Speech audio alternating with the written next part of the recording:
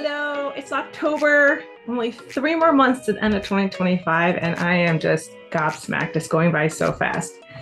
So let's dive into what you can expect for October. Now, I don't know about you, but I feel like September was kind of a doozy. So let's see what is in store for us. And I'm going to again say thank you to the ladies at the Wholeness Network for having me do their monthly astrological series here. And I can't find my advance right here. Here we go. Okay. So I love the great blue heron. I was texting with a friend about the great blue heron, and I went on a 12-mile run in the Cuyahoga Valley National Park. And I saw this blue heron on a tree stump sticking out of the marsh with his wings like this. And I took several pictures of him. He was sleeping, and I hadn't put my phone on mute. So he kind of like woke up and stuck his little face out. He's like, huh? It was really interesting. So the great blue heron is amazing and beautiful. And things in nature can just bring us joy all the time because the natural world is indeed special and magical. So we didn't really cover Libra season when I did the September preview because there's so much going on in September. So we're going to talk about that now. So Libra season is basically from September 22nd. When the sun moves into the sign of Libra, we start fall. It's when the autumn equinox happens. Equal light, equal day. And we know what that means. The winter solstice is next. And that means the sun has its shortest days. It's kind of that time where we go inside and bed things down. So right now we're harvesting, we're getting all our stuff in, we're kind of preparing for the long, dark days. And Libra season, as we know, is symbolized by the scale. And it's kind of like if you think of the horizon, the sun dipping down, it's like it's coming to that fall time.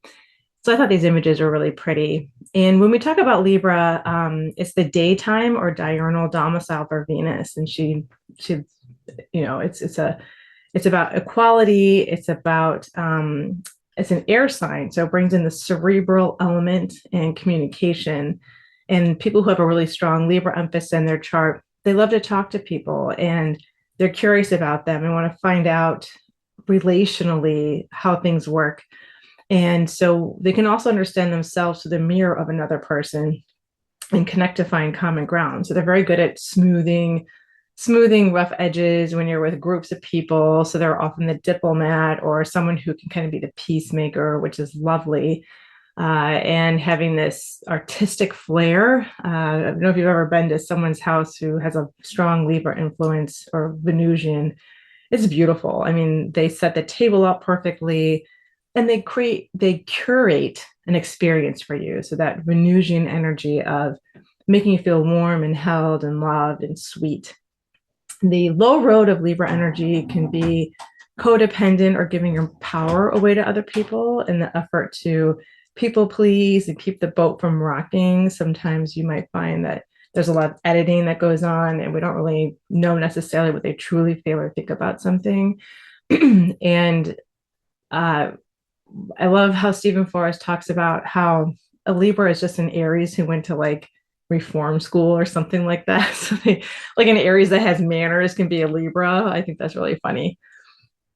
So give all your Libra buddies some love. And then the first thing we have coming up is the full moon in Aries, which will take place on October 6th. For me, Eastern Standard Time, right before midnight, but obviously find out where your time zone is. And when we have the Aries Libra axis, we're kind of talking about how are we advancing what we want to do, but then still taking into account everybody else. And Stephen Forrest calls it enlightened selfishness, which I think is fabulous because then it's managing our needs and managing the needs of other people with grace. So there's this cooperation in leadership. There's this taking in all the different aspects so that the highest good can be undertaken. Full moons typically are something that's revealing. It's a celebration. So see if there's some areas of your life that are kind of, with your relationships or how you assert yourself in the world that might be coming highlighted for you during this time. and everybody's chart's personal. But one thing I thought was kind of interesting is that Mercury is at 0 degrees Scorpio, and it's in a quincunx with Neptune. And Mercury and Neptune is an interesting combination where it can affect how we perceive the world. Sometimes Neptune can be incredibly spiritual and creative. Other times it can be confusing or disillusionment. And so it's Mercury is our mind and how we perceive things. So if you are someone who is working on meditation, channeling, mediumship, stuff like that, psychism, like this could be a really interesting time for you to set that as an intention to really expand that in your life. Also, if you're like a fantasy writer, mystery writer, creative writing in general, or even if you're someone who is a poet, does automatic writing, this could be really interesting for you as well. So see how those things kind of work for you. And then there's also this quincunx to Uranus. And Uranus is the god of lightning, sudden understanding. It's kind of like a higher octave of Mercury, some people say. So you could have like really great flashes of insight. So kind of opening up the space for you to either be transfused with something amazing, like with Neptune being a sort of tuning fork to your head, or amazing lightning striking with fabulous ideas that you never would have thought of because it's so out of the box. So opening up the space for that to see what might happen for you could be fun. And going on to the next thing is we have Pluto. It went retrograde May 4th of 2005, and it's been 162 days. Pluto's been retrograde to us, our viewpoint, and it's now going direct. And that's at 1 degree Aquarius.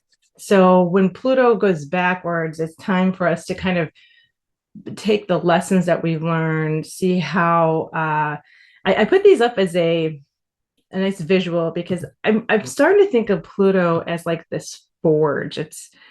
We don't want to be melted typically, but it's like once we're melted, we're pliable, we're in this state of becoming something different. And when they used to make swords and whatnot, they would put this metal into a forge and heat it up and then make these swords and then beat them.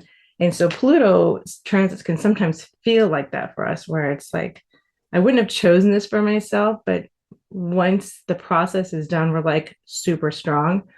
And I also put up a pressure cooker because I just saw a thing recently where someone said the Pluto glyph, it's a circle and there's this half crescent and then the cross of matter.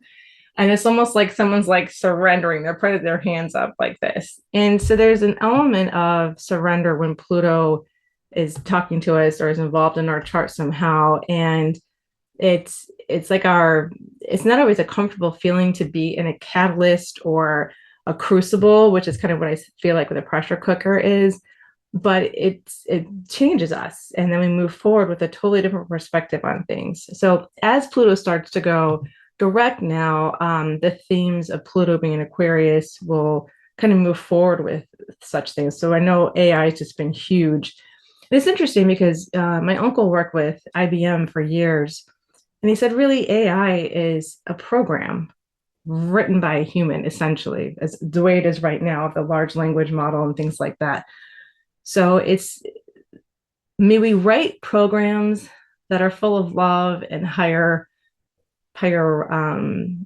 purposes and for the higher good of everything, and kind of avoid anything that might be negative with those things. So I think I just want to say that for that, because Pluto in Aquarius, sometimes it can be like dystopian, or we don't always know what it's going to be, but it feels like information and things like that is one of the things that Pluto could be talking with us, with it going into Aquarius. And power to the people, definitely power with people and masses of people and grassroots and all that kind of stuff.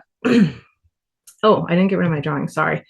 Then we have the new moon in Libra, and this is happening at 28 degrees Libra. So if you have late degree cardinal planets, this is probably going to be affecting you. So you can take a look at your chart. With this particular nation, it's opposite Chiron. And, you know, setting the intention to work with wounds. Everybody's pretty much wounded once you're born and you've been around the earth enough, because the human condition is in a sense of wounding. Because if you think about us when we're in the in-between stage, we're just pure light, pure love, pure amazingness. And then we take on the human suits and it's kind of like, wow, like people do mean things to each other. We live in a dualistic world. So it's not always easy to move through life unscathed in some sense. And so working with that, and new moons, we set intentions, it's planting seeds. So maybe something regarding the ways that I show up in a relationship, the ways I show up for myself that might need some TLC or love or caring, just to set that forth for the next month or so. We also have Mercury and Mars conjunct in Scorpio. Mars loves Scorpio. It's the rulership, it's a domicile of Mars in the nighttime. And it's really a powerful sign for Mars to be in. So it's easier for Mars to express itself. And Mars is our desire, our aggression, how we go after what we want, energy, drive, ambition. With it right next to Mercury, in the previous full moon, we saw that Mercury was aspecting Uranus and Neptune. And now we have Mars there. So Mars kind of gives this ability to be witty and sharp, incisive. If you are talking with somebody, watching the potential inflammatory aspects like argument potential, but it's also like having like something important to say and saying it. And I think with the Libra can kind of bring in that niceness where we can temper it a smidge, but seeing how you can be clear cut in your thinking, clear cut in how you're speaking with people, and could potentially be a little argumentative here and there because Mars can be spicy. I mean, definitely could be spicy. So we'll see how that goes for you. And really, October, I don't have a lot of things to say this month just because we've had like a lot of stuff going on. So this could be another great time for people to integrate what's been happening recently and take a breather in a sense.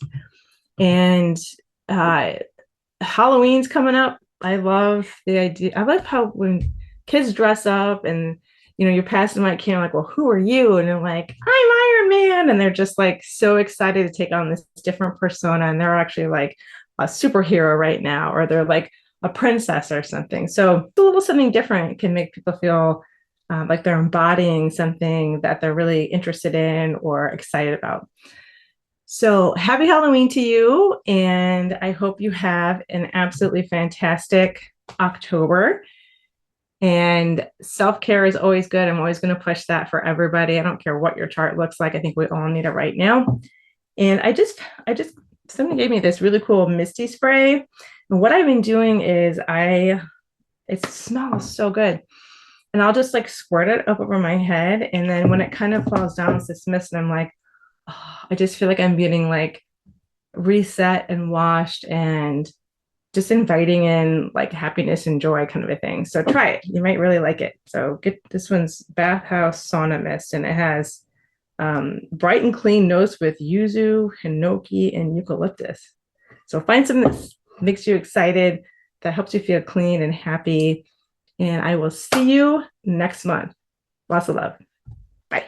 Hey friend, it's Shalene and Michelle, and we're excited to tell you about our Wholeness Library membership. It's a vast library of videos and holistic tutorials with experts around the world who teach everything from energy healing to Reiki to chakra work, mediumship, guided meditations, and more. With our Wholeness Library membership at just $5.55 a month, you have access to all of that online, plus monthly live Zoom meetups and our app for learning and healing anywhere, anytime. No pressure, just love. Try us with a free 7-day trial membership, and you can cancel at any time. Come to thewholenessnetwork.com and enjoy everything from A to Zen. See you there.